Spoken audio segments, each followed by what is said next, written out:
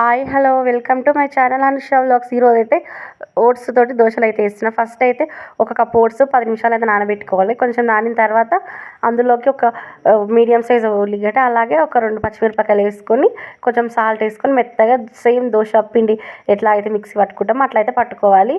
అయితే నీళ్ళు అయితే ఎక్కువనే పడతాయి అన్నమాట. అది ఓట్స్ కాబట్టి కొంచెం కొంచెం జిగురు జిగురు అంటే గట్టిగా అవుతుంది అనమాట. పిండికి అనేది కొంచెం లూజ్ చేసుకొని అంటే మంచిగా కలుపుకొని వేసుకుంటే దోశ అనేది క్రిస్పీగా అయితే వస్తుంది. ఇందులోకి ఇంకా కొంచెం అంటే సాల్ట్గా చూసి వేసుకోవాలి.